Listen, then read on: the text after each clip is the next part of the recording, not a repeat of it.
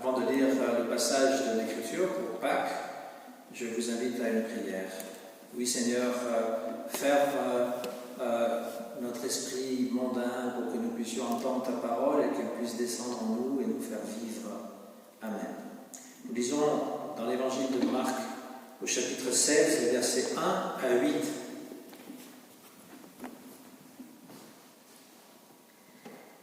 Lorsque le sabbat fut passé, Marie de Magdala, Marie, mère de Jacques et Salomé achetèrent des aromates afin d'aller embaumer Jésus. Le premier jour de la semaine, elles se rendirent au sépulcre de grand matin, comme le soleil venait de se lever. Elles disaient entre elles, « Qui nous roulera la pierre loin de l'entrée du sépulcre ?» Et levant les yeux, elles aperçurent que la pierre, qui était très grande, avait été roulée. Elles entrèrent dans le sépulcre, virent un jeune homme assis à droite, vêtu d'une robe blanche, et elles furent épouvantées. Il leur dit, « Ne vous épouvantez pas, vous cherchez Jésus de Nazareth, qui a été crucifié. Il est ressuscité. Il n'est point ici. Voici le lieu où on l'avait mis. Mais allez dire à ses disciples et à Pierre qu'il vous précède en Galilée. C'est là que vous le verrez, comme il vous l'a dit. » Elles sortirent du sépulcre et s'enfuirent. La peur et le trouble les avaient saisies, et elles ne dirent rien à personne à cause de leur effroi. Amen. Ô Seigneur, sanctifie-nous par ta vérité. Ta parole est vérité. Trois femmes s'enfuient, tremblantes, bouleversées, effrayées. Elles viennent de trouver le tombeau vide. Pourtant, il n'y a pas de cri de joie, il n'y a pas de rire, il n'y a pas de chant, il n'y a pas de danse. Il y a simplement la peur. Il n'est pas très agréable d'avoir peur, d'être inquiet. Nous faisons tout pour ne pas nous inquiéter dans la vie, pour ne pas penser à la maladie, à la solitude, à la mort, à tout ce qui pourrait nous arriver, à nous, à nos familles, à notre pays. Alors pourquoi cette histoire de femmes qui ont peur et qui s'enfuient à toutes jambes? Peut-être parce que c'est pour nous bousculer un petit peu, pour que nous nous inquiétons un tout petit peu, pour nous interpeller. Vous me direz, ça fait presque un mois que nous sommes enfermés chez nous. Si nous sommes inquiets, c'est plutôt de ce qui pourrait nous arriver. Ce qui nous inquiète, c'est ce qui se passe dans notre pays. Nous sommes inquiets parce que nous ne savons pas. Et peut-être que de chez nous est comme un tombeau dans lequel nous ne savons pas sortir. Parce qu'aujourd'hui, c'est Pâques. Aujourd'hui, nous célébrons la résurrection du Christ. Aujourd'hui, on peut se poser cette question. Et si c'était vrai que Jésus n'est pas mort? Et si c'était vrai que Dieu existe, même si beaucoup de gens très intelligents dans notre pays nous disent le contraire, qu'il n'existe pas, qu'il est mort? Aujourd'hui, c'est Pâques. Ça veut dire que nous pouvons à nouveau être pleins de confiance. Trois femmes sont venues au tombeau. Elles étaient prêtes à rendre les derniers services à ce Jésus qu'elles ont tant aimé. La mort reste quelque chose de terrible. Elle engloutit nos rêves, nos vies, nos projets, nos liens. Elle est la fin inéluctable de notre existence. Notre vie est comme un château de cartes qu'une main invisible vient tout balayer.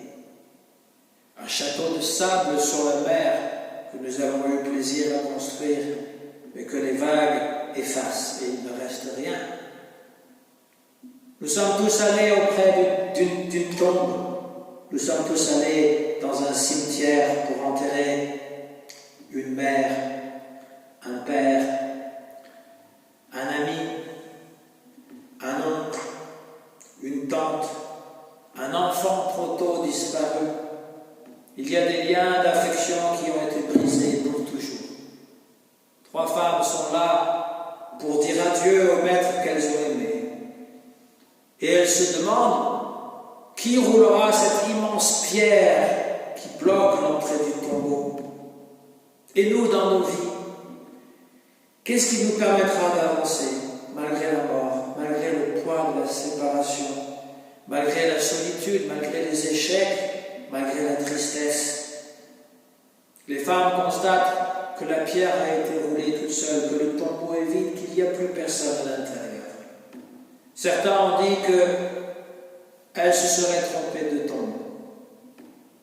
Certains autres ont dit que les disciples ont volé le corps. Car il est vrai que l'absence de corps, le tombeau vide, n'est pas une preuve de la résurrection.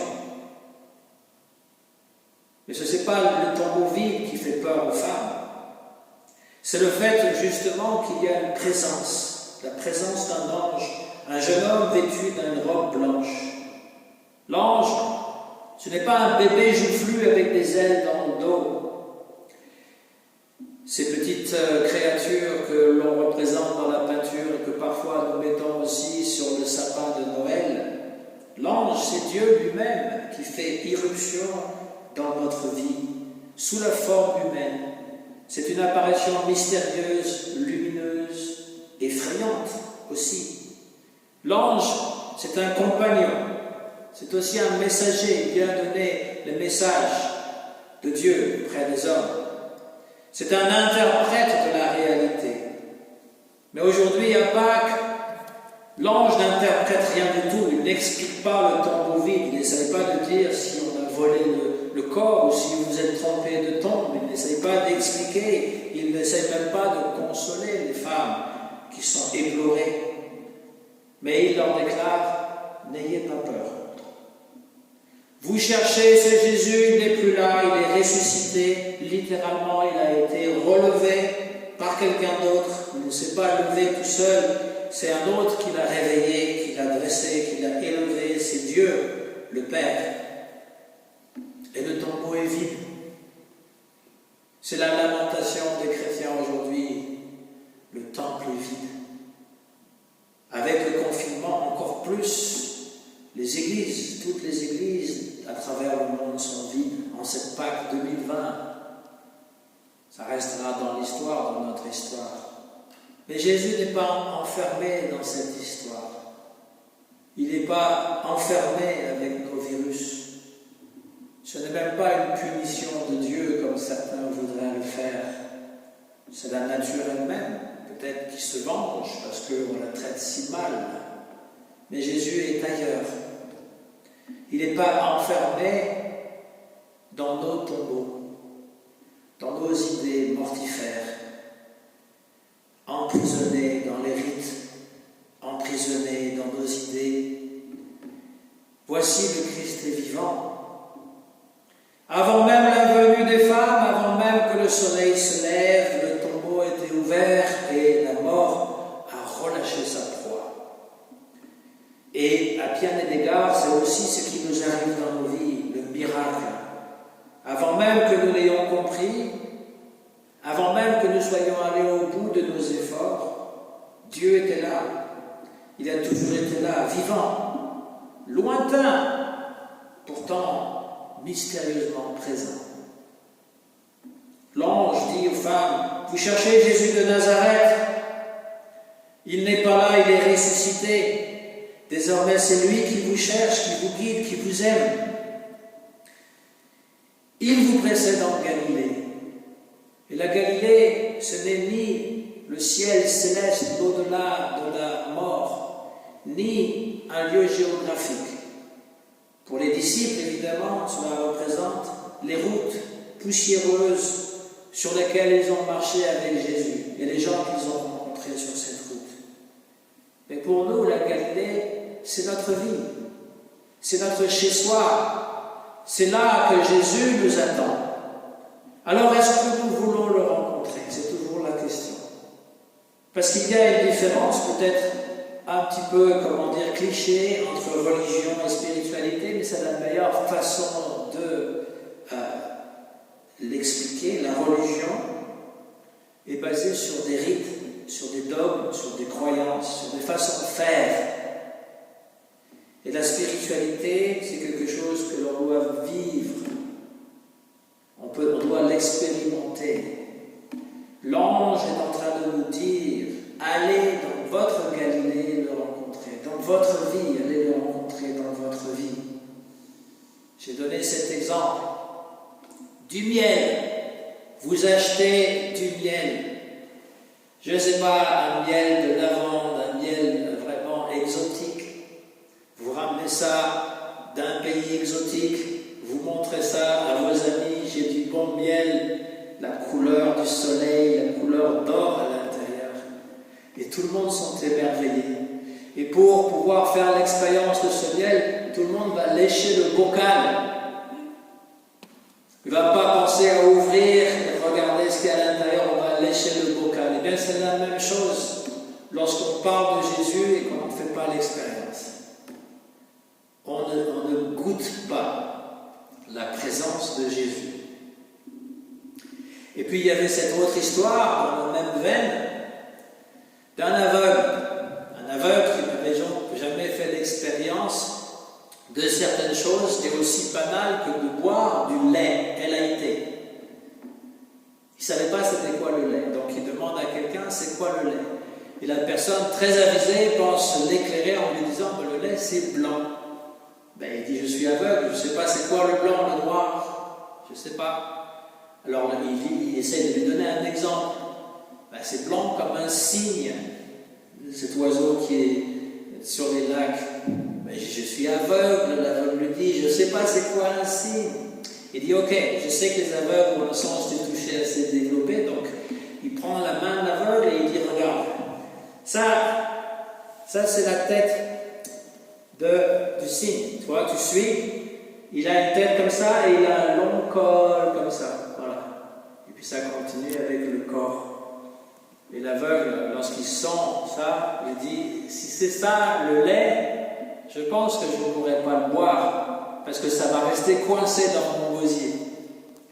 C'est une histoire absurde. Hein. C'est simplement pour illustrer qu'on ne peut pas goûter à quelque chose qu'on ne connaît pas sans faire l'expérience justement de goûter. Alors il y a des gens qui peuvent faire toutes sortes de théories. Hein.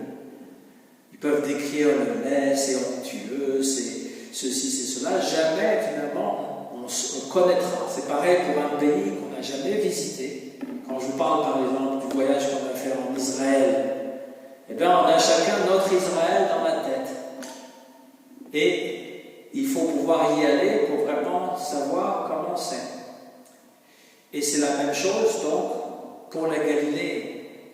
La Galilée, non pas le lieu géographique, mais notre Galilée. Il faut pouvoir aller réellement dans notre Galilée, laisser le Christ se laisser surprendre par vous. Il vous attend, il nous attend. Et c'est ça à quoi nous invite Pâques, à la rencontre avec Jésus. Nos tombeaux, nos histoires, nos problèmes sont vides. Il n'y a plus de problème. Christ est ressuscité. Amen. Maintenant, il n'y a personne comme Jésus. Hein. Oui.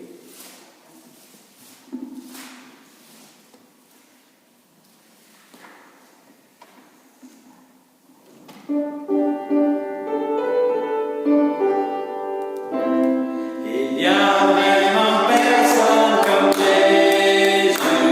Il y a vraiment personne comme Jésus.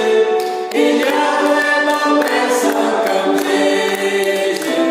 Il y a vraiment personne comme lui. Je marche, personne. Je cours,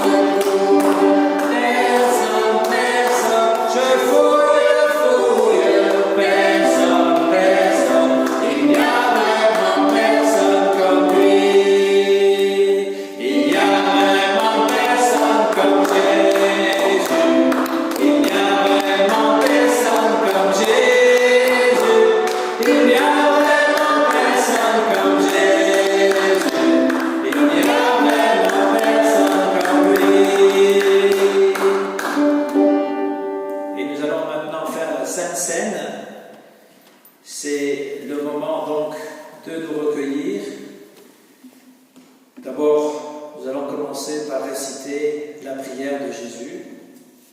Notre Père qui es aux cieux, que ton nom soit sanctifié, que ton règne vienne, que ta volonté soit faite sur la terre comme au ciel. Donne-nous aujourd'hui notre pain de ce jour. Pardonne-nous nos offenses, comme nous pardonnons aussi à ceux qui nous ont offensés. Et ne nous conduis pas dans la tentation, mais délivre-nous du mal, car c'est à toi qu'appartiennent le règne, la puissance et la gloire pour le siècle des siècles. Amen.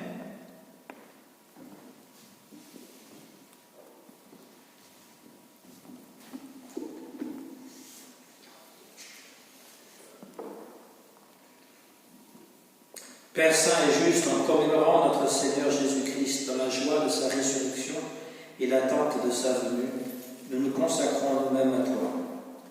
Toi qui connais les cœurs, purifie-nous et renouvelle-nous ton pardon et ta grâce. Fais-nous vivre de la vie du ressuscité, qu'il demeure en nous et nous en lui.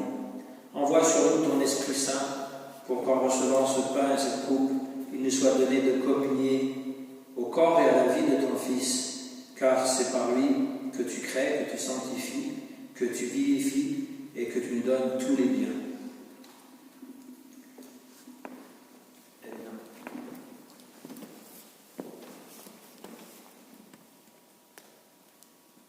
Le Père, le pain que nous rompons est communion au corps de notre Seigneur Jésus-Christ. La coupe de bénédiction pour laquelle nous rendons grâce et communion à la vie de notre Seigneur Jésus-Christ. Nous allons chanter le 471, les deux strophes.